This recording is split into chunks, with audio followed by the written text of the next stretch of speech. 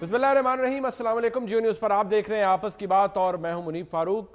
सियासी माहौल तो अपनी जगह मौजूद है, लेकिन आज एक बहुत बुरी खबर जो कि कुछ देर पहले कराची से आई। साबिक रुकन कौमी असम्बली अली रज़ा आब्दी साहब को शहीद कर दिया गया। उनके घर के बाहर दो अफराद गालिबन कहा जाता है मोटरसाइकिल पर आए थे, जिन्होंने उनको गोलियों का निशाना बनाया। गर्दन में भी गोली लगी, उनके पेट में भी लगी। उनके वालिद के मुताबिक उन्हें अस्पताल ले जाया गया, लेकिन वो अल्लाह को प्यारे हो गए।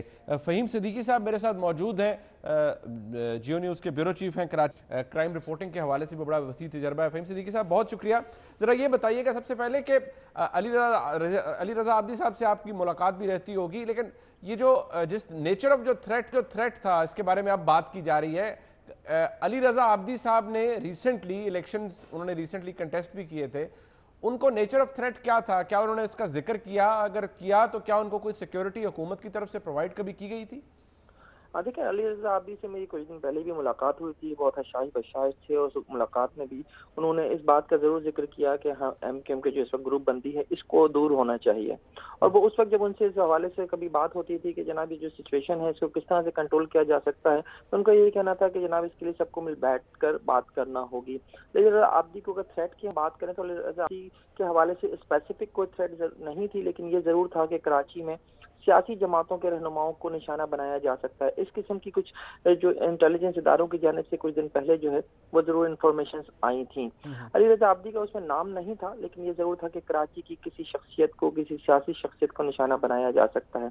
कराची में 2 दिन पहले पीएसपी के जिस तरह से दफ्तर पर फायरिंग हुई और पीएसपी के 2 कारकुन मारे गए, उसके बाद अभी अली रज़ा आब्दी का जो वाकया है, ये कराची की जो सब पूरी एक काफी दिनों से जो अमन चला आ रहा था उस हवाले से ये काफी अलार्मिंग है। ये लग रहा है कि कुछ ताकतें हैं जो कराची का अमन तबाह करने की कोशिश कर रही हैं। तो ये आज का वाकया बहुत ही इंपॉर्टेंट इस हवाले से भी है कि अली रज़ा आब्दी जिस वक्त जो है 22 अगस्त के बाद कुछ दिन तक तो ये जरूर रहा कि वो एमक्यूएम लंदन की हिमायत करते रहे, लेकिन बाद में जब वो मुल्क से बाहर थे उसके बाद उन्होंने वापस आकर एमक्यूएम को ज्वाइन कर लिया था। एमक्यूएम में जब यहाँ पर भी धड़ेबंदी हुई तो हैदराबाद जाने की बजाय जो है वो डॉक्टर फारूक सत्तार के साथ खड़े रहे। और जब इलेक्शन का वक्त आया, जब दोनों पार्टी तकरीबन दोनों ग्रुप एक हो गए थे, तो उन्होंने वजीर आजम इमरान खान के सामने 246 से इलेक्शन लड़ा और वहाँ नाकाम रहे।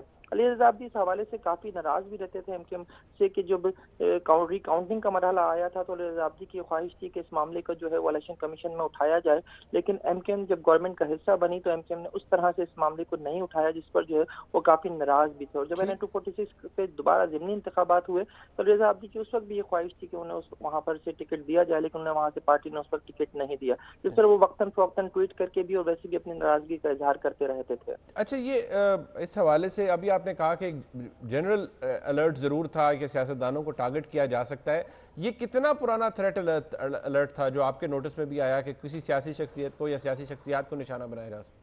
मैं ख्याल ये 2 हफ्ते पहले की बात है जब ये इस तरह की थ्रेट अलर्ट आई थी कि कराची में कोई इस नौयत का दहशतगर्दी का वाक़या पेश आ सकता है जिसके दौरान सियासी रहनुमाओं को या किसी को निशाना बनाया जा सकता है। अली रज़ा आब्दी अपने साथ कुछ सिक्योरिटी वगैरह रखते थे इस हवाले से, या आपकी जब भी मुलाकात हुई वो उनकी मूवमेंट बगैर सिक्योरिटी की थी? देखिए, जब तक वो एमएनए थे उस वक्त तक तो उनके साथ सिक्योरिटी रहती थी, लेकिन एमक्यूएम से में जब भी धड़ेबंदी हुई है और तो उसके बाद जो है वो अपने साथ सिक्योरिटी जो गवर्नमेंट की जानिब से सिक्योरिटी प्रोवाइड की जाती है वो उनको नहीं मैसर थी, लेकिन अपने तौर पर जो है वो मुझे ये बताते थे कि वो वेपन वगैरह कैरी करते हैं, लेकिन ऐसे कोई उन्होंने गार्ड नहीं रखा हुआ था अपने साथ और ना ही कोई उनको जो है पुलिस की जानिब से कोई सिक्योरिटी फराहम की गई थी। अच्छा, ये ज़रा ये भी हमारे नाज़रीन के लिए बताइए कि जहाँ पर एग्जैक्टली उनकी रिहाइश उनको कत्ल किया गया है, यहाँ पर जैसे एक प्रोजेक्ट है जिसके बारे में बार बार बात होती है सेफ सिटी का, कैमरास लगाने का, ये क्या खुदा न खास्ता ये कोई ब्लाइंड मर्डर हो सकता है? क्या इसकी तहकीकात आसानी से हो सकती हैं? कोई वीडियो एविडेंस, कोई फुटेज, कोई कैमरे की किसी इस रिश्ते में आपको लगता है कि आपके मुशाहिदे में आया हो कि ये पकड़ा जा सकता है लोगों को? देखिए, कोशिश की जाए तो यकीनन ये मुमकिन है, क्योंकि देखिए सेफ सिटी की जहाँ तक बात है, सेफ सिटी के ऊपर अभी तक पूरी तरह से अमल दरामद नहीं हो सका है। जो ऑलरेडी कैमरा में लगे हुए हैं उनके पिक्सल का मसला है कि उनके पिक्सल इतने अच्छे नहीं हैं, और जो डिफेंस का एरिया है वहाँ पर चूंकि डीएची की अपनी भी सिक्योरिटी होती है और फिर जो आज के दौर में जो फॉरेंसिक साइंस के तरीके हैं उनसे जो है काफी मदद मिल सकती है, जो हमारे यहाँ जियो फेंसिंग का तरीका है उससे मदद मिल सकती है। तो अगर कोशिश की जाए तो अली रज़ा आब्दी के कातिलों को पकड़ना मेरा ख्याल है मुश्किल नहीं होगा। ठीक, बहुत शुक्रिया फ़हीम सिद्दीकी साहब, आपने हमें ज्वाइन किया। उन्होंने तफसीली बताया अली रज़ा आब्दी साहब को कोई स्पेसिफिक थ्रेट नहीं था, اوور آل ایک تھریٹ الرٹ ضرور آیا تھا کراچی میں کہ سیاسی شخصیات کو ٹارگٹ کیا جا سکتا ہے. علی رضا عابدی صاحب کی فیملی سے نہ صرف اس وقت بہت ہمدردی بھی ہے, بہت اچھی شخصیت کے مالک تھے, جب بھی ان سے ملاقات ہوتی تھی بہت اخلاق سے ملتے تھے. ہاں یہ بات ضرور ہے کہ وہ اپنے موقف کا جو اظہار ہے وہ بڑا کھل کر کرتے تھے, چاہے وہ سوشل میڈیا پر ہو یا کسی جگہ ہو. یہ سوال اپنی جگہ ضرور موجود ہے کہ ان کے مرڈر سے, ان کو شہید کرنے سے کراچی کے امن جو کہ اب تک موجود رہا ہے, پچھلے بہت اگر دیکھا جائے پچھلے سال 2 سال کے اندر جتنی ڈیولپمنٹ وہاں پر ہوئی ہے in terms of law and order, جتنا سکون وہاں پر رہا ہے, اس کو سیبوٹاج کرنے کی کیا یہ ایک کوشش ہے یا یہ ایک ٹارگٹ کلنگ ہے؟ اس کا نتیجہ کیا نکل سکتا ہے, اس کی تفتیش کہاں تک پہنچے گی, اور کیا علی رضا عابدی صاحب کے قاتل سزا تک پہنچیں گے؟ یہ ایک ایسا سوال ہے جو کہ پوچھا جاتا رہے گا, لیکن اس کے شاید کراچی کے لا اینڈ آرڈر سچویشن کے اوپر بھی دورست نتائج ہو سکتے ہیں. اس حوالے سے کنسرن بھی ہوگا تمام سٹیک ہولڈرز کو. بہرحال پروگرام میں ایک بریک شامل کرتے ہیں. علی رضا عابدی صاحب کی فیملی سے ایک دفعہ پھر میں ذاتی طور پہ بھی اور جیو نیوز کی طرف سے بھی ہم ان سے ہمدردی کا اظہار کرتے ہیں. اللہ تعالیٰ انہیں صبر دے, ان کی فیملی کو. ایک بریک شامل کرتے ہیں پروگرام میں. جب واپس آئیں گے تو بات ملک کی سیاست کی بھی ہوگی. جو ایک بازار گرم ہے وہ ہے الزامات کا, چاہے وہ حکومت کی طرف سے ہو یا اپوزیشن کی طرف سے, اس پہ بھی بات کرتے ہیں. چاہے حکومت ہو یا اپوزیشن, بات ایک ہی ہے, الزامات. حکومت کہتی ہے کہ پیپلز پارٹی اور مسلم لیگ نون کو ایک خطاب جو کہ وفاقی وزیر اطلاعات نے دیا وہ یہ کہ یہ ٹھگز آف پاکستان ہے. جب تک یہ ساتھ ہیں, ایک دوسرے کا موقف کا دفاع بھی کرتے ہیں. چارٹر آف ڈیموکریسی کو چارٹر آف کرپشن قرار دیا وفاقی وزیر اطلاعات جناب فواد چودھری نے, اور انہوں نے یہ بھی کہا کہ یہ نہ صرف ایک دوسرے کی ڈھال ہیں بلکہ جو کچھ کرتے ہیں یہ مل کر کرتے ہیں. دلچسپ بات ضرور ہے کہ آج جو احتساب کا عمل ہے, حکومت اپوزیشن سے سوال پوچھ رہی ہے کہ آپ جواب نہیں دے پا رہے, جبکہ اپوزیشن یہ کہتی ہے کہ حکومت کی طرف سے ایک سلیکٹڈ احتساب ہو رہا ہے جو کہ ایک سلیکٹڈ وزیر اعظم کر رہے ہیں. کیا معاملات ہیں؟ اور یہ بھی کہ اندیا دیا جاتا ہے کہ ہم ان ہاؤس چینج کریں گے, سب کچھ کریں گے, لیکن کیا یہ واقعی ممکن ہے یا نہیں؟ اس پہ بات کرنے کے لیے میرے ساتھ موجود ہیں جناب افتخار دورانی صاحب, معاون ہیں جناب پرائم منسٹر کے اور بہت قریبی سمجھے جاتے ہیں پرائم منسٹر کے, پاکستان تحریک انصاف کا دفاع بھی خوب کرتے ہیں. بہت شکریہ دورانی صاحب آپ کا. جناب رانا ثناء اللہ صاحب, مرکزی رہنما پاکستان مسلم لیگ نون, آج پریس کانفرنس بھی کی, بڑی دھواں دار قسم کی, کچھ باتیں ایسی کی جو رانا صاحب سے ہم ان سے پوچھ سکیں گے. نفیسہ شاہ صاحبہ, مرکزی رہنما پاکستان پیپلز پارٹی, مجھے جوائن کر رہی ہیں. بہت شکریہ نفیسہ شاہ صاحبہ آپ کا بھی. میں سب سے پہلے رانا صاحب, ویسے تو حق آپ کیونکہ اپوزیشن میں ہے اور فواد چودھری صاحب نے کہا دکھ آپ کے زیادہ ہیں آج کل, مسلم لیگ نون کے دکھی ہیں, لیکن میں آپ سے اجازت کے ساتھ دورانی صاحب سے بات کا آغاز کرنا چاہوں گا. دورانی صاحب, یہ جو خطاب دیا گیا ہے مسلم لیگ نون اور پیپلز پارٹی کو ٹھگز آف پاکستان, یہ آپ کی حکومت کا آفیشیل خطاب ہے جو آپ نے ان دونوں جماعتوں کو دیا ہے یا یہ صرف منسٹر آف انفارمیشن کا خطاب ہے؟ بسم اللہ الرحمن الرحیم. یہ میرا خیال ہے پبلک, اگر آپ دیکھیں ٹاپ ٹرینڈ رہا ہے thugs of Pakistan, hashtag thugs of Pakistan. عوام کی آواز ہی جو میرا خیال ہے منسٹر انفارمیشن نے پک کیا اور اس کو انہوں نے ریپرزینٹ کیا, تو اس سے میرا خیال لے کے چل رہے ہیں شاید. ابھی تو ان کو موقع ملے گا پیپلز پارٹی کو اپنی کلیریفیکیشن کا, آلدو کہ جے آئی ٹی میں یہ اپیئر ہوئے ہیں اور تمام صاحبان سے انٹرویو ہو چکا ہے. نن دی لیس کورٹ میں بھی انہوں نے جانا ہے, اس میں دیکھتے ہیں آگے کیا ہوتا ہے. ادھر تو اسٹیبلش جو ہے وہ میرا خیال ہے فیکٹ ہے مسلم لیگ نواز کے لیے کہ وہ ججمنٹ میں لکھتے ہیں, جو کہ یہ نہیں مانتے, لیکن ججمنٹ میں سیکشن 39 جو ورڈکٹ کا ہے اس میں لکھا ہوا ہے کرپٹ اور کرپشن اینڈ کرپٹ پریکٹسز جو ہے میاں نواز شریف اپروو ہوئی ہیں, جس کی وجہ سے ان کو سزا ہوئی ہے. اچھا دورانی صاحب, یہ جب دو وفاقی وزراء, ایک مطلب وزیر مملکت ہیں برائے احتساب جناب شہزاد اکبر صاحب, وفاقی وزیر اطلاع جناب فواد چودھری, جے آئی ٹی کی رپورٹ آتی ہے, وہ اس رپورٹ کو سامنے رکھتے ہیں, بڑی ڈیٹیل سے ایکسپینڈ کرتے ہیں, بتاتے ہیں کہ جی یہ کیا وہ کیا وہ کیا. ایک ایسی چیز جو کہ ٹھیک ہے میڈیا کے اندر تو چلے اس پہ بات ہو جائے, حکومت کہتی ہے ہمارا احتساب سے تعلق نہیں, لیکن وہی وزراء بیٹھ کر پھر اس جے آئی ٹی کی ایک ایک بات کو پریس کانفرنس میں بتاتے ہیں, لوگوں کو بتاتے ہیں اور بتاتے ہیں جی دیکھیے کتنا ظلم ہوا, انہوں نے لوٹ لیا, میاں نواز شریف تو کچھ نہیں, وہ تو بیچارے ہیں. آصف زرداری صاحب نے تو ایک کیس سٹڈی ہے پوری منی لانڈرنگ کی. تو جو آپ خود ابھی کہہ رہے ہیں کہ انہوں نے جواب ابھی دینا ہے کورٹ کے اندر, تو آپ نے تو پہلے ہی ان کا ٹرائل بھی کر دیا, ان کو مجرم بھی ٹھہرا دیا دورانی صاحب آپ کی حکومت نے. دیکھیں میرا خیال ہے کہ جے آئی ٹی میں ان کو فیئر اپرچونٹی دی گئی تھی. ابھی اسٹیپ 2 ہو جائے گا نا. کورٹ میں ان کے وکلاء جو ہے ماشاءاللہ سے 3 وکلاء جو انہوں نے بڑے اچھے جو ہے منجے وکلاء ہائر کیے ہوئے ہیں جو پہلے بھی اپیئر ہوتے رہے ہیں اور دوبارہ اپیئر ہوں گے. تو اسٹیپ 2 میں دوبارہ اپرچونٹی دی جائے گی کیونکہ یہاں پہ کوئی اس طرح خاطر خواہ کوئی ایسا ایویڈنس جو میں نے پڑھا ہے, کیونکہ ویسے تو 29 والیوم ہے وہ آئی ڈونٹ نو وہ کب پورا موقع ملے گا ہمیں پڑھنے کا, لیکن جو اس کی سمری ایگزیکٹو سمری کو 200 صفحات پہ ہے اس پہ کہیں پہ ایسا نہیں لکھا ہوا کہ انہوں نے کوئی سالڈ رسپانس دیا ہو جس میں ہم یہ کہہ سکیں کہ یہ کلیئر آف کر سکیں گے. یہ وہی جے آئی ٹی ہے جس طرح مسلم لیگ نواز سے بنی تو انہوں نے اون نہیں کی. سر حکومت کیوں کہہ رہی ہے؟ یہ بات آپ کی ٹھیک ہے, حکومت کیوں کہہ رہی ہے کہ آپ تو ڈسٹنس کرتے ہیں خود کو ہر احتسابی عمل سے, کیونکہ آپ کہتے ہیں سب پرانا ہے, اور درست بھی بات ہے. سورس رپورٹ جہاں سے یہ شروع ہوئی وہ 2015 کی تھی, سسپیشیس ٹرانزیکشن رپورٹ 2017 دسمبر کی تھی, آپ کی حکومت کی نہیں تھی. فیئر بات ہے, مانتے ہیں, لیکن آپ اسے بٹھا کر پریس کانفرنس کے ذریعے جب لوگوں کو بتائیں گے تو وہ کہیں گے یہ تو سلیکٹڈ احتساب ہے, دیکھیں ہمیں رگڑ رہے ہیں حکومت میں بیٹھ کے. دیکھیں بات یہ ہے کہ یہ جو 2015 کی رپورٹ ہے, پھر آپ نے بتایا 2017 کی رپورٹ ہے, یہ ایک پرسپیکٹیو لے کے آنا بڑا ضروری ہوتا ہے. ابھی ہم حکومت میں آئے ہیں, اس ملک کو اس نہج پہ لانے کی وجہ جو ہے وہ دیکھیں نا, آپ نے کل 11 بجے تمام ٹی وی چینلز نے وہ لائیو ٹرانسمیشن شروع کر دی تھی, تمام اسپیشل ٹرانسمیشن کر رہے تھے. یہ پبلک انٹرسٹ ہے, لوگ جاننا چاہتے ہیں. ہم جو ہے ایک بڑی مقدس چیز ہے ووٹ, وہ عوام کا ووٹ لے کے یہاں پہنچتے ہیں. اور آج جو ہے میں آپ کو بتاؤں کہ it's a very emotional day کہ جہاں پہ آپ قائد اعظم کی ولادت کے دن یہ گفتگو کر رہے ہیں کہ جس میں آپ بتا رہے ہیں کہ ملک کو کیسے لوٹا گیا.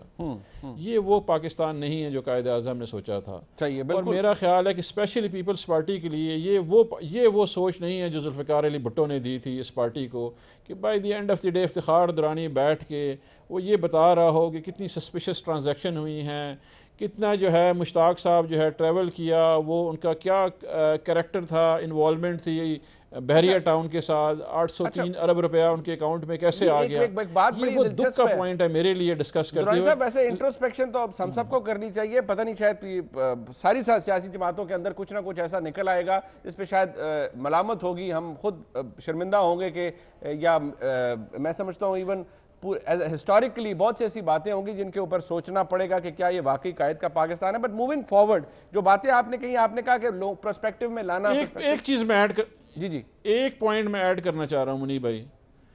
جب خطبہ الہ آباد تھا نا تو علامہ اقبال نے فرمایا کہ یہ پاکستان اس لیے بننا چاہیے کہ یہاں پہ وہ بیسیکلی نیشن سٹیٹ کے وہ سپورٹیو نہیں تھے, وہ کلچر کے سپورٹیو تھے, لیکن اس میں وہ اگری کرتے ہیں اور وہ کہتے ہیں کہ یہ اپنا پالیٹکس اور کلچر کریٹ کرے گا یہ ملک. مجھے دکھ ہوتا ہے اپنے بچوں کو بتاتے ہوئے اور ناظرین کو بتاتے ہوئے کہ یہ وہ کلچر نہیں ہے جو علامہ اقبال نے اور قائد اعظم نے دیکھا, جس پہ میں مسلم لیگ نواز ابھی میں گفتگو سنوں گا جو اچھی باتیں رانا ثناء اللہ صاحب کریں گی اور ڈاکٹر صاحبہ جو کریں گی, جس میں ہم تو میں کریں گے کہ میں نے کرپشن کی اور میں نے کرپشن نہیں کی, اس کی گفتگو کروں گا. یہ وہ کلچر اور پالیٹکس نہیں تھی جو جس کے لیے ملک بنایا. ٹھیک ہے, بڑی اچھی بات ہے. میں نفیسہ شاہ صاحبہ بہت شکریہ, آپ نے جوائن کر لیا. رانا صاحب میں straight away come to you. Peoples Party کا انہوں نے 2 باتیں کی درانی صاحب نے کہا ان کا جواب ابھی آنا ہے, کورٹ میں دفاع کرنا ہے, لیکن ساتھ ہی ساتھ جو ان کا جو سوال میں نے کیا تھا شاید وہ اپنی جگہ موجود ہے کہ پھر حکومت کو کیا ضرورت پڑی ہے اس جے آئی ٹی کو بیٹھ کر اپنے وفاقی وزراء سے پریس کانفرنس کرانے کی. بٹ آپ کے حوالے سے, آپ کی قیادت کے حوالے سے وہ کہتے ہیں اسٹیبلشڈ فیکٹ ہے کہ میاں نواز شریف صاحب کی کرپشن ثابت ہوئی ہے, اس فیصلے کے اندر ثابت ہوئی ہے. اب آپ کے حوالے سے اور پیپلز پارٹی کے حوالے سے جو خطاب ہے وہ دے دیا گیا ہے کہ ٹھگز آف پاکستان کا, رانا صاحب کو اچھا خطاب نہیں ہے اور بقول درانی صاحب کے بڑا ہسٹوریکل ڈے ہے آج. کیسا محسوس کر رہے ہیں یہ خطاب حکومتی وزیر کی طرف سے دیا گیا ہے؟ دیکھیں یہ خطاب جس حکومتی وزیر کی طرف سے دیا گیا ہے تو ہماری طرف سے بھی ایک بہت اچھا خطاب ان کو جو ہے وہ دیا جا چکا ہے, اور وہ ان کے سربراہ کے لیے بھی ہے, ان کے لیے بھی ہے, اور اس کا جو ہے وہ کیونکہ مورل سائیڈ سے تعلق ہے. تو درانی صاحب کیونکہ ہمیشہ جو ہے وہ میں نے دیکھا ہے کہ وہ گفتگو جو ہے وہ اپنی ایک جو ہے وہ بیلنس طریقے سے کرتے ہیں, اور ان کی کوشش یہ ہوتی ہے کہ وہ کسی کے اوپر ذات ملے کی جو ہے وہ صورت اختیار نہ مسکرا کے بھی کرتے ہیں. تو اس لیے میں یہ مناسب نہیں سمجھتا کہ میں درانی صاحب کی موجودگی میں اس خطاب کو جو ہے وہ آن ایئر کروں، یہ کبھی یا تو ان وزراء میں سے کسی کو میرے سامنے بٹھائیے گا، یا پھر آپ کسی اور جگہ پہ پارلیمنٹ پہ یا کسی پریس کانفرنس میں جو ہے وہ خطاب کی بعض گز جو ہے وہ آپ تک پہنچ جائے گی. اس کے بعد پھر آپ نے جو اگر جواب لینا ہوا تو پھر بھی میرا یہ سوال ہوگا کہ پھر آپ درانی صاحب سے جواب نہ لیجیے گا، جواب پھر انہی منسٹر صاحبان سے. اچھا چلے وہ ٹھیک ہے، میں جن کو ایک کو ہم اس پنڈی طرف کا، نہیں جاتے. ہاں ایک کا تعلق پنڈی سے اور دوسرے کا جہلم سے ہے. ٹھیک. اچھا اب آ جائیں آپ جو آپ نے سوال کیا ہے فیصلے کے حوالے سے کہ میاں نواز شریف کے اوپر کرپشن جو ہے وہ اسٹیبلش ہو گئی ہے. بات یہ ہے کہ وہ کرپشن جو اسٹیبلش ہوئی ہے وہ کوئی ہوائی چیز تو اسٹیبلش نہیں ہوئی. بتایا جائے کہ اس پورے جو فیصلہ ہے اس کے کس نمبر کے صفحے پر اور کس جو ہے وہ پیرا میں یہ اسٹیبلش کیا گیا ہے کہ میاں نواز شریف نے کہاں پہ کرپشن کی ہے. کوئی کک بیک لیا ہے، کوئی کمیشن لیا ہے، کسی کی جائیداد پہ زمین پہ قبضہ کر کے اس کو فروخت کیا ہے.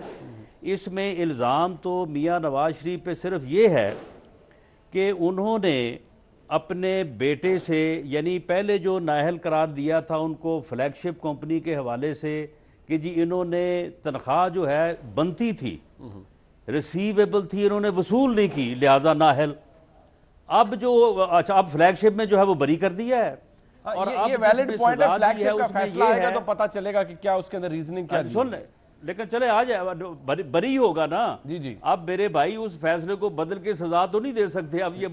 اب مشکل یہ ہے نا کہ اب سزا نہیں دے سکتے. صحیح. وہ فیصلے نوک پلک کسی نے سنوارنی ہے تو سنوار لے، لیکن اب وہ فیصلہ بریت کا ہی دینا پڑے گا. رانا صاحب یہ بار بار کیوں کہتے ہیں آپ کے دو وفاقی وزراء کو پتا تھا وہ اپنی نجی محفلوں میں بتا رہے تھے؟ کون بتا رہا تھا انہیں؟ اب وہ کہتے ہیں فیکٹس یہ دیکھ کے تو بھی اور تو پتا ریکارڈ ہوتا ہے. ہے. میرا خیال ہے کہ نہیں، میرا خیال ہے کہ اس میں تو دورانی صاحب بھی مجبوری کے تحت کوئی اگر انکار کریں تو کریں، ان کے بھی علم میں ہوگا.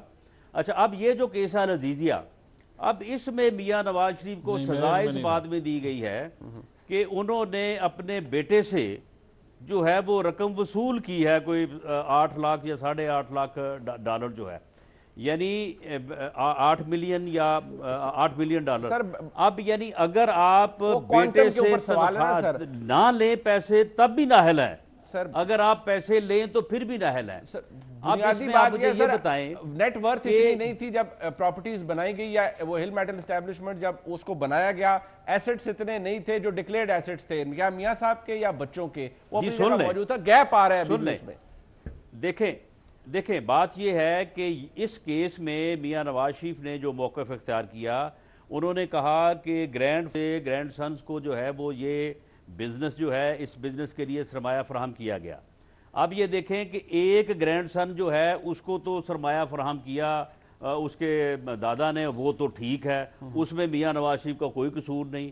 جو دوسرا ہے اس میں نہیں فراہم کیا، لہذا قصوروار جو ہے وہ میاں نواز شریف ہے. میاں نواز شریف کا اس میں یہ موقف تھا کہ کیونکہ ان کمپنی سے میرا کوئی تعلق نہیں ہے تو اس لیے اس کی منی ٹریل یا اس کی سرمایہ کی جو ہے وہ بات میں کیوں کروں. بہت ساری چیزیں ایسی ہیں جن کے بارے میں کوئی دھیان نہیں دیتا. وہ جو ایک اب ظاہری بات ہے ان ٹیکنیکل ڈیٹیل میں جائے بغیر، لیکن جو گلف سٹیل مل کا معاہدہ تھا اور بہت سی چیزیں تھیں وہ بوگس ثابت ہوئے. بہت ساری چیزیں ایون طارق شفیع صاحب اور میاں شہباز شریف صاحب نے بھی بات یہ ہے کہ یہ دونوں کمپنی جو ہے، نہیں سن لینا، دونوں کمپنی جو ہے وہ 2001 میں اسٹیبلش ہوئی ہیں.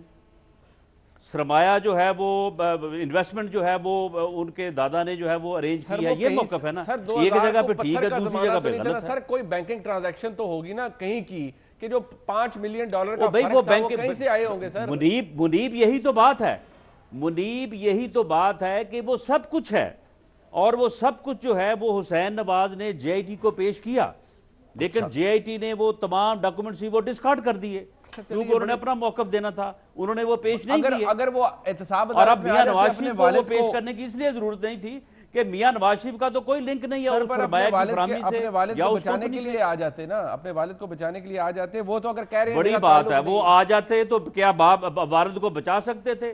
ان حالات میں اگر انصاف کی توقع جو ہے یہ آپ آن ایئر جو ہے وہ بیٹھ کے آپ یہ مشورہ دے سکتے ہیں؟ آن ایئر آپ بیٹھ کے جو ہے وہ انصاف کی توقع کر سکتے ہیں؟ ان حالات میں کون انصاف کی توقع کر سکتا ہے؟ چلے ٹھیک ہے نفیسہ شاہ صاحبہ دو بات. ان حالات میں اگر حسین نواز یہ توقع کرتے کہ میں جاؤں گا اور اپنے والد کو بچا لوں گا تو پھر میرا خیال ہے کہ اس جتنا احمق آدمی دنیا میں کوئی نہیں ہوگا. اچھا چلیں ٹھیک ہے یہ اب آپ کہہ سکتے ہیں. بہرحال نفیسہ شاہ صاحبہ دو بات. ایک یہ کہ آپ چلیں جے آئی ٹی آئی, آپ نے تو سرے سے آپ نے کہا جی یہ جے آئی ٹی ون سائیڈڈ ہے, سب کچھ ہے. میرا سوال بار بار وہی ہے کہ جب بہت سارے معاملات مختلف ہوتے ہیں, مسلم لیگ نون ڈاک میں تھی, حالات مختلف تھے, پینما کی جے آئی ٹی بن رہی, تو آپ نے کہا جے آئی ٹی نے بڑا اچھا کام کیا ہے. تمام لیڈران نے کہا جتنے بھی پیپلز پارٹی کے تھے کہ بڑا اچھا کام کیا پینما میں, اور بڑے نام بھی دھرے گئے میاں نواز شریف سے اس پوری رپورٹ کے نتیجے میں کہ ثابت ہو گیا جی کہ انہوں نے چوری بھی کی ہے, پکڑے بھی گئی, کرپشن بھی کی ہے. اب جب آپ کی باری آتی ہے, ویسے بڑے آپ لکی ہیں کہ آپ کے لیے مسلم لیگ نون بھی دفاع میں آ گئی ہے. رانا صاحب نے آج مکمل دفاع کیا اپنی پریس کانفرنس میں آپ کا کہ دیکھیں یہ تو رپورٹ ہے, جب تک ثابت نہیں ہوگا تو کچھ نہیں ہوگا. اعتراض کیا ہے آپ کو حکومت سے؟ نہیں منیب یہاں پہ میرا ایک کامنٹ لے لیں. جی جی. بات یہ ہے کہ جو آپ نے دفاع کی بات کی ہے, جی جی, میں نے بات اس طرح سے کی تھی کہ وہ 452 ارب روپے کی جو جے آئی ٹی جو تفتیش آئی تھی ڈاکٹر عاصم کے 462 ارب سر, 462 ارب 462 ارب کی, جی جی, اس کا تو پتہ ہی کچھ نہیں چلا. بعد میں وہ پتہ نہیں کہاں گئی. وہ تو ایک بڑی مزے کا کھیل, وہ بھی آپ کے دور میں تھی سر, وہ آپ کے دور میں جو ہے وہ دہشت گردوں کو پالا ہے اور دہشت گردی کرواتا ہے. تو میں نے کہا کہ 462 ارب کا تو بعد میں پتہ کوئی نہیں چلا, تو یہ تو صرف 35 ارب ہے. اچھا چلے نفیسہ شاہ صاحبہ, کوئی جو کاؤنٹر 10واں حصہ معمولی بات ہے. کاؤنٹر جو دیا جاتا ہے آپ کی طرف سے یا مسلم لیگ نون کی طرف سے, معذرت کے ساتھ وہ عمران خان صاحب کے دو تین باتیں کری, علیمہ خان صاحبہ پہ جے آئی ٹی کیوں نہیں بنی, علیم خان صاحب کو کیوں نہیں پکڑ رہے, بار بار وہ یہی کہتے ہیں کہ جی جواب ہمیں یہی ملتا ہے کہ جی اگر ہم نے چوری کی ہے, فواد چودھری بھی کہہ رہے تھے آپ, وہ کہتے ہیں جی آپ, اپوزیشن کہتی ہے سارے چور ہیں. نہیں منیب صاحب ایک میری بات سن لیں. شاہ صاحبہ کو جواب دینے دینا. مجھے رسپونڈ کرنے دیں. آپ دیکھیں نا, آپ نے میری بات کو ریبٹ کیا ہے. دیکھیں بات سنیں, بات یہ ہے کہ اگر انصاف جو ہے یا احتساب جو ہے, ہم اگر 5 لوگ بیٹھے ہیں اور 5 کے اوپر ایک جیسی ایلیگیشن ہو, ایک جیسا الزام ہو, ہم میں سے ایک کو پکڑ لیں اور 4 کو نہ پکڑیں یا 2 کو پکڑ لیں, 3 کو نہ پکڑیں, اس کو کوئی احتساب نہیں مانے گا, کوئی انصاف نہیں مانے گا. انصاف کا بنیادی تقاضا یہ. ٹھیک ہے. نفیسہ شاہ صاحبہ پلیز رسپونڈ ٹو دس. جی دیکھیں, میں جے آئی ٹی کے سبسٹنس میں نہیں جاتی. آپ کو پتا ہے کہ لا کے 2 حصے ہیں, ایک فارم ہے جس میں آپ پروسیجر اس کو کہہ دیں, دوسرا سے میں اس میں نہیں جاتی کہ جے آئی ٹی کی کیا کنٹینٹ ہے اور اس کی ویراسٹی, ٹروتھفلنس, اس کا اس میں نہیں جاتی. میں اس وقت ہم لوگ بات کر رہے ہیں کہ فارم کی, قانون کا پروسیجر اتنا ہی, رانا صاحب بیٹھے ہوئے ہیں, وکالت سے ان کا تعلق ہے تو وہ بتائیں گے کہ اتنا ہی پروسیجر جو ہے وہ اتنا ہی اہم ہوتا ہے جتنا سبسٹینٹیو لا ہے. ایشوز 2 ہیں. پہلی بات یہ ہے کہ قانون میں ڈیو پروسیس بہت اہم ہے. اگر ڈیو پروسیس نہیں ہوتا, فیئر ٹرائل نہیں ہوتا, جیسے شہید ذوالفقار علی بھٹو کا ڈیو پروسیس نہیں ہوا اور وہ کتنے سال ہو گئے ہیں, اور یہ اس کو جوڈیشل مرڈر, ساری دنیا جوڈیشل مرڈر کہتی ہے, اس کا کوئی پریسیڈنٹ جو ہے وہ کوٹ نہیں ہوتا. دوسری بات یہ ہے کہ ایکوالٹی بفور لا یہ آئین ہے. ہمارا اس وقت جو یہ 2 موقف ہے, یہ ہم نہیں کہتے کہ آپ علیمہ خان کا, آپ کو ہم نام اس لیے لے رہے ہیں کہ کیونکہ آپ نے بات اس حد تک پہنچائی ہے کہ ایک گھر کے آپ اخراجات کا سکیننگ کر رہے ہیں کہ اس کی کیک کس نے لیا, اس کے بجلی کا بل کس نے دیا. تو پھر میرا بھی یہ سوال بنتا ہے کہ بنی گلا جو پہاڑ, ایک پورے پہاڑ وہ لے کے بیٹھے ہوئے ہیں, اس کے چائے کا خرچہ کون کرتا ہے, اس کے گارڈنرز کو, کیونکہ عمران خان صاحب کی کوئی انکم نہیں ہے. تو اگر آپ کو نہیں, لیٹ می فنش نا, میرا آرگیومنٹ اگر فنش کر دوں میں, تو ایشو یہ ہے کہ جے آئی ٹی جو ہے وہ آپ ایک زوم ان کر کے آپ ہر پہلو کو ایک ارد گرد کر کے آپ ایک کہانی پیش کر رہے ہیں. تو اگر اس جے آئی ٹی صرف عمران خان صاحب کے کرکٹنگ کریئر پر آپ ڈال دیں گے تو کتنی بال ٹیمپرنگ, میچ فکسنگ کی کتنی کہانیاں آ جائیں گی. یہ وہ ڈکلیئرڈ صادق اور حرامین ہے, لیگل ویلیڈیٹی جو ہے وہ تو کورٹ آف لا میں یہ ایک جو لیگل اس کی کانٹیکسٹ ہے کہ کورٹ آف لا میں آپ کو ان کو اس کی دفاع ہوگی, اس کے جوابات ہوں گے. ٹرائل, یہ تو ٹرائل سٹیج بھی نہیں ہے. What is JIT؟ It is an report of investigation, اور اس کی اب خود کی اسکروٹنی ہونی ہے. اس کو ہم صرف آپ PMLN کو کیوں اتنا پرسیکیوٹ کرتے تھے؟ آپ تو کہتے تھے کہ یہ ڈکلیئر ہو گیا, بڑی زبردست رپورٹ آ گئی پینما کی, ریکارڈ پہ آپ کے سارے ممبران کہتے تھے. ہم نے اس وقت بھی ڈیو پروسیس کی بات کی, کبھی بھی نہیں کی. ہم نے ڈیو پروسیس کی بات کی. سب نے کہا, کسی نے پینما شریف کہا, کسی نے کیا کہا. This is on record, Nafisa شاہ صاحبہ, یہ تو آپ کو یاد ہونا چاہیے. ہم نے اس لیے کہا جو اب عمران خان کو بھی کہتے ہیں, پیپلز پارٹی نے ایک وے آؤٹ دیا تھا پچھلی حکومت کو, ہم ان کو وارن کرتے رہے. ہم کورٹ میں کبھی نہیں گئے کہ ہم JIT, ہم نے دھرنا کبھی نہیں دیا. جب دھرنا PTI نے دیا, اور میں یہ بھی چاہوں گی کہ دھرنے کے اوپر ایک JIT بنے کہ دھرنے میں ڈیکوریشن کا جو 3 ماہ کا خرچہ ہے وہ کس نے کیا, جو یہ بٹ ہے, DJ بٹ ہے, DJ بٹ کی پیمنٹ جو ہے وہ کس نے کی, کون سے اکاؤنٹ میں آئی. اور if you're going to that level, پھر آپ ساری جماعتوں کے سیاسی اخراجات جو ہے وہ کھولیں. ٹھیک ہے, وہ اکبر بابر صاحب کا کیس ابھی تک موجود ہے, اس پہ کوئی واضح موقف لیا نہیں جاتا. ایک بریک شامل کرتے ہیں. 2-3-4 چیزیں ہیں درانی صاحب آپ کے سامنے رکھوں گا, کرا لیں ان کو ٹھیک. اپوزیشن کے پاس کچھ رہ گئی نہیں کے لیے, وہ آج بہت سی آفر پیپلز پارٹی کے رہنماؤں نے بھی دیے ہیں. ایک بریک کے بعد بات کرتے ہیں, ہمارے ساتھ رہیے گا. درانی صاحب سادی سی بات ہے, آپ ٹھیک ہے علیمہ خان صاحبہ نے اپنا جرمانہ دے دیا, لیکن اپوزیشن کہتی ہے وہ نمل کے اور شوکت خانم کے بورڈ کے اوپر تھی جب یہ ایسٹس بنے. بنا لیں JIT, بات ختم. جب وہ کچھ ہے ہی نہیں چھپانے کے لیے تو مسئلہ کیا ہے؟ آپ پشاور میٹرو کا آڈٹ بھی کروا دیں, وہ مالم جبا کے اوپر بھی آپ کو گورنمنٹ بھی انکوائری کروا دے, کچھ کروا دیں. اپوزیشن کے پاس رہ گئی کچھ نہیں آپ کو کہنے کے لیے. آپ کی طرف سے بار بار کہا جاتا ہے کچھ ہے تو لے جائیں. ایسا نہیں ہے. مالم جبا میں جو ہے وہ اپنا وزیر دفاع کو اور سیکرٹری ٹو پرائم منسٹر کو گرفتار کروائیں. اچھا, مطلب گرفتار سپریم کورٹ رانا صاحب گرفتاری سے نیچے بھی کچھ ہوتا ہے. چودھری پرویز الہی جو سب سے بڑا ڈاکو ہے اس کو گرفتار کروا دیں. اس کے بعد چلیں, اچھا جس کا نوٹس ہے سب گرفتار ہو جائیں. یہ درانی صاحب یہی کروا دیں, اچھا تو میرا خیال ہے کہ گزارا ہو جائے گا. چلیں اتنا ہی کروا دیں درانی صاحب. درانی صاحب چلیں آپ رانجھا راضی کر دیں رانا صاحب کا, یہ ساروں کو پکڑوا دیں, اریسٹ کروا دیں, یہ راضی ہو جائیں گے آپ سے. اچھا, پہلی تو بات یہ کہ علیمہ خان صاحبہ سے میں شروع کر لیتا ہوں.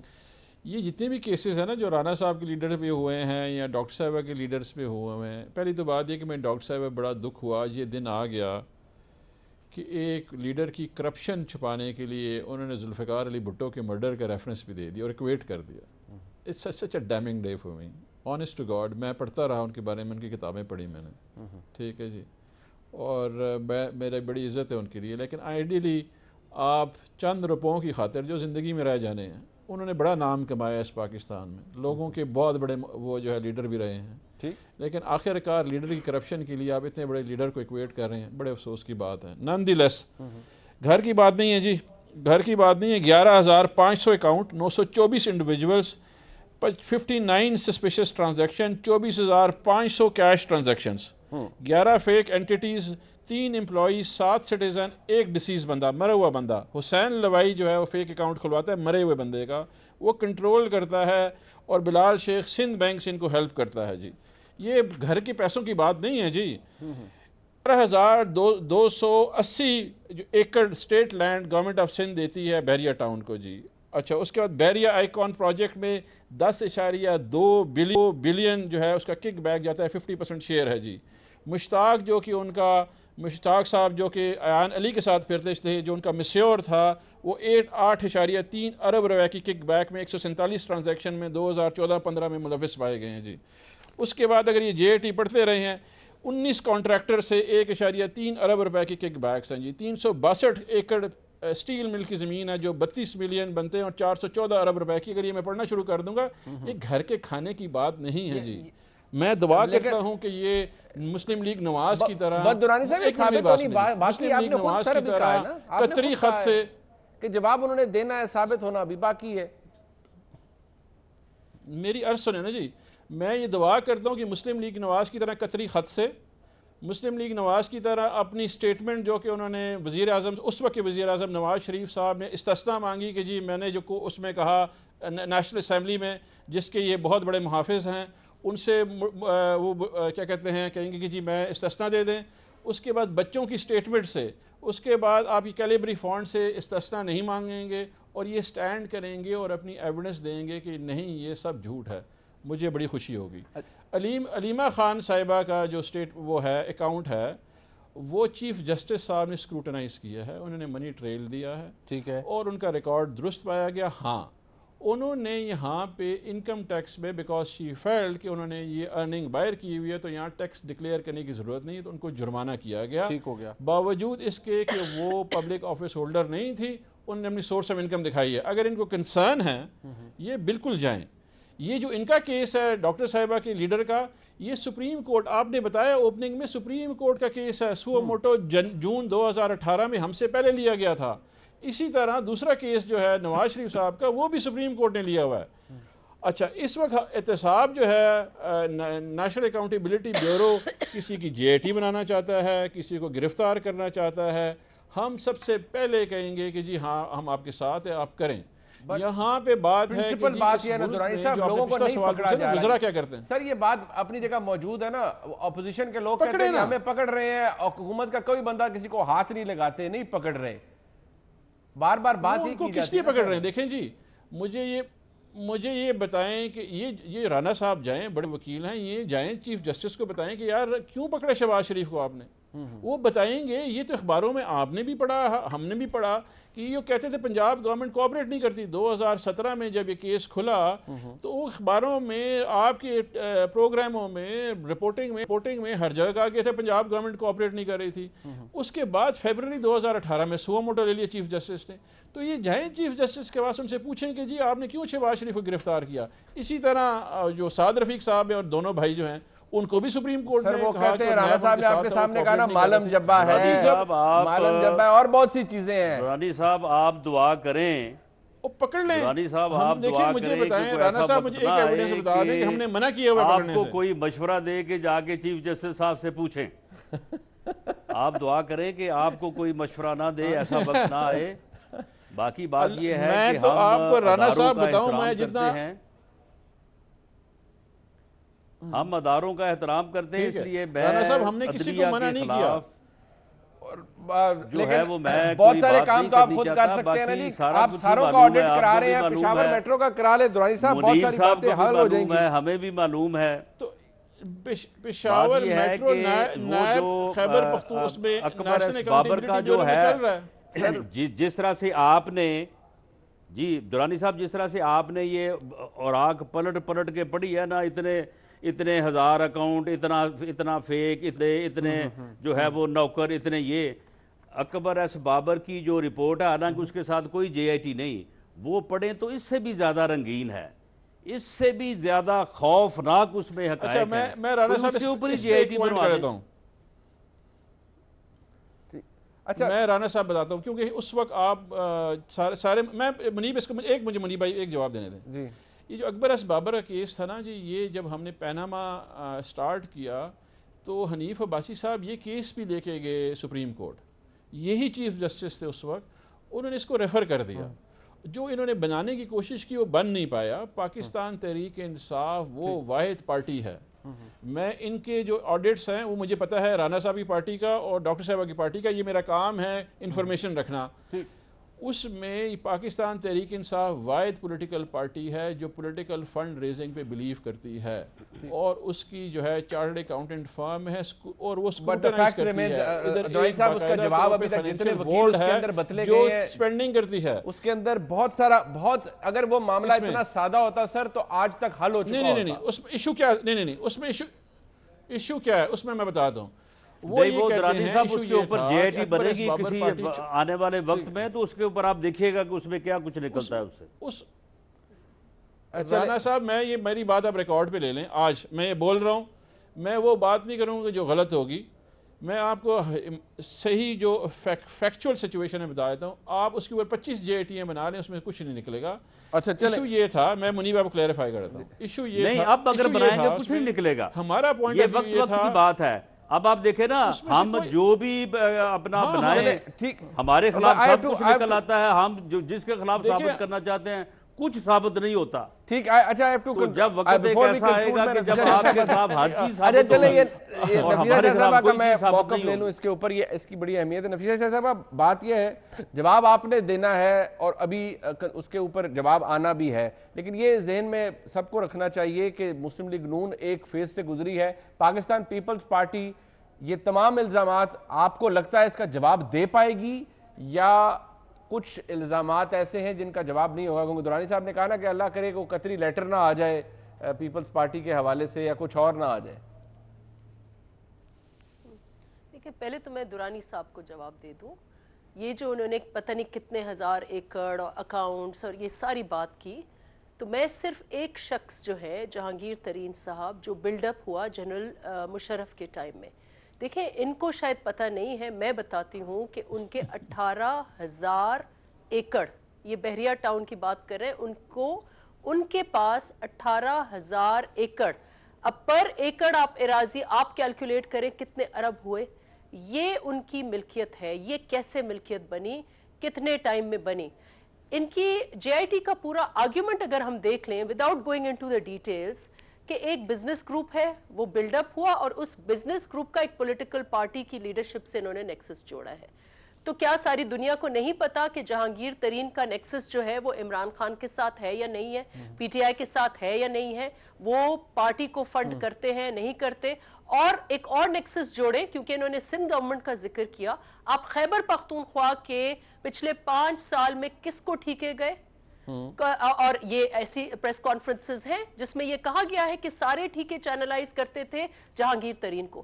سب سے بڑی انڈائٹمنٹ اس گورنمنٹ کی اینٹی کرپشن کے کمٹمنٹ کے اوپر یہ ہے. نو the biggest indictment is کہ they shut down جو ان کے مینیفیسٹو کی سر فہرست لائن تھی کہ ہم جی کرپشن 3 ماہ میں ختم کریں گے خیبر پختونخوا میں یا اپنی حکومت میں، تو انہوں نے 5 سال میں احتساب کمیشن ہی ختم کر ڈالا.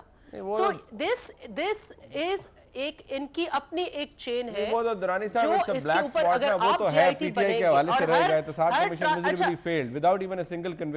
very dark side to PTI. There is a very dark side to PTI funding. اور ہم چاہتے ہیں کہ اس کے اوپر بھی ہمارا احتساب کمیشن بند ہوا، نیشنل اکاؤنٹیبلٹی جہانگیر ترین کے نہیں ایک اور پوائنٹ، جہانگیر ترین کے بیٹے اپنا جواب دیں، جہانگیر ترین کو چھوڑ دیں. آپ سے اپنا جواب مانگ رہے ہیں، آپ جہانگیر ترین کا بول رہی ہیں. میرے جواب کورٹس میں دیں گے. آپ یہ بھی کیس ہوا ہے، جہانگیر ترین پہ نہیں ہوا. اور جہانگیر ترین صاحب نے پیسے دے دیا نا، جرمانہ دے دیا تھا، وہ کہتے ہیں وہ مسئلہ ختم ہو گیا تھا، کلوز اینڈ پاس ہو گیا. میرا رپورٹ آپ پہ ہے، آرگیومنٹ سمجھ میں نہیں آیا، میں پرنسپلز کی بات کر رہی ہوں. اچھا چلے وہ منیب بھائی ان کو بتائیں جہانگیر ترین کی جے آئی ٹی نہیں ہے کیونکہ وہ نیکسس ہے، وہ ایک پی ٹی آئی کا ڈارک سائڈ ہے جو کھلے گا. ان کے بیٹے وہ 462 ارب تو ابھی تک ثابت نہیں ہوا، یہ 35 کا کیا ثابت کریں گے؟ ان کے بیٹے نے چلے آپ کی حکومت ہی رانا صاحب یہ دیتے ہیں صاحب. سوال اپنی جگہ موجود ہے، ہم روز اس پہ بات کرتے ہیں. اس کی بھی جے آئی ٹی بنائے. I have to conclude it here, but بے نامی کرکٹ ٹیم، ٹھیک بے نامی کرکٹ ٹیم سوال چلنا جواب گندر. چلے ٹھیک ہے، چلے میں رانا صاحب آپ کا، نفیسہ شاہ صاحب آپ کا اور درانی صاحب آپ کا بہت شکریہ ادا کرتا ہوں. پروگرام میں ایک بریک شامل کرتے ہیں، واپس آئیں گے. قائد اعظم کا پاکستان، کیا نئے پاکستان اس طرف جا رہا ہے کہ قائد اعظم کا پاکستان بن سکے؟ ایک بریک کے بعد بات کرتے ہیں، ساتھ رہیے. ملک میں جاری ہیجانی کیفیت اور حکومت کی جانب سے کرپشن کے نعرے اور اپوزیشن کی انتقامی کارروائیوں کی چیخوں میں ہمیں اپنے قائد اور محسن محمد علی جناح کے یوم پیدائش کو نہیں بھولنا چاہیے. اس لیے نہیں کہ ہم 2 ملی نغمے چلا کر انہیں خراج تحسین پیش کر سکیں، بلکہ اس لیے کہ اپنی پالیسیز کو ان کے نظریات کے قریب تر لائیں تاکہ پاکستان کی وہ تصویر جو قائد اعظم نے کھینچی تھی وہ مکمل ہو سکے.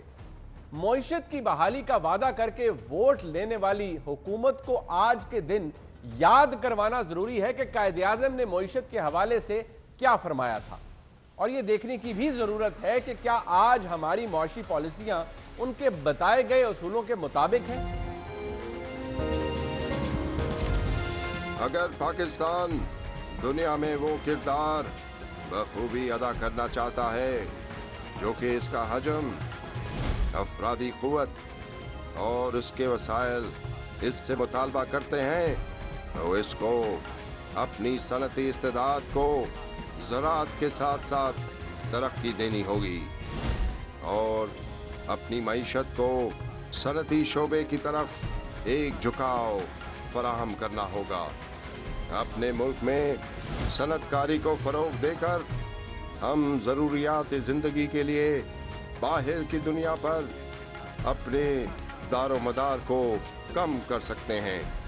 हम अपने लोगों को रोज़गार फराहम करेंगे और अपने वसाइल की बढ़ावती के लिए काम करेंगे। हमें दरपेश बहुत बड़े बड़े मसाइल हैं। इनमें से एक अहम तरीन मसला मजहबी हम आहंगी और इससे मुंसलिक अमन व अमान की सूरत हाल है। 11 अगस्त 1947 को कायद आज़म मोहम्मद अली जिन्ना ने इस हवाले से क्या कहा था, सुनते हैं। हुकूमत की सबसे पहली जिम्मेदारी मुल्क में अमन व अमान की बहाली है ताकि इस में रहने वाले अवाम की जान, माल और दीनी अकायद की मुकम्मल हिफाजत हो। खारजा पॉलिसी के हवाले से पाकिस्तान का रिकॉर्ड कुछ ज्यादा अच्छा नहीं। हम आज जिस आलमी तन्हाई का शिकार हैं उसकी तारीख बहुत पुरानी है। शायद इसकी एक वजह यह भी है कि हम कायद के वज़ा करदा विजन से हटकर एक अलग रास्ते पर चल पड़े थे। दीगर ममालिक से ताल्लुकात की नौयत क्या होनी चाहिए, इसका अंदाज़ा इस बात से लगाया जा सकता है कि मोहम्मद अली जिन्ना ने जिस कौम से अपनी अजीम जिद्दोजहद के बाद आज़ादी हासिल की, उसके मुताल्लिक उनके ख्यालात और इरादे क्या थे। आइए माजी को दफन करके दो खुद मुख्तार और आज़ाद रियासतों हिंदुस्तान और पाकिस्तान की सूरत में एक नई इब्तिदा करें। हिंदुस्तान के लिए मैं खुशहाली और अमन के जज्बात का इजहार करता हूँ। हमारे आगे नई राहें खुली हैं। ये था जिन्ना का पाकिस्तान। आजकल हम नए पाकिस्तान में रह रहे हैं जहां आए दिन नए नए स्कैंडल सामने आते हैं। पार्लियामेंट में अवाम के मसाइल और कानून साजी पर बहस की बजाय तू मैं होती है। चोर और डाकू के इल्काबात और जाती हमलों के शोर के सिवा कुछ सुनाई नहीं देता। लगता है हुकूमत की वाहिद जिम्मेदारी सियासी मुखालफिन के खिलाफ प्रेस कॉन्फ्रेंसेस के सिवा कुछ नहीं। कायद आज़म हुकूमत की जिम्मेदारियों के हवाले से क्या फरमाते थे, ये भी सुनिए। हुकूमत का सिर्फ एक ही मकसद होना चाहिए कि अवाम की खिदमत कैसे करनी है, इनकी फलाह व बहबूद और बेहतरी के रास्ते कैसे हमवार करने हैं। इसके अलावा और बहुत सी ऐसी बातें हैं और तकारीर हैं जिनका शायद इस नए पाकिस्तान में जिक्र करना भी मुमकिन नहीं। हमारी दुआ है कि कहीं ऐसा ना हो कि हम नया पाकिस्तान बनाते बनाते जिन्ना के पाकिस्तान को भूल जाएं। आज का प्रोग्राम आपने देखा, इसका फीडबैक जरूर दीजिएगा। देखने का बहुत शुक्रिया।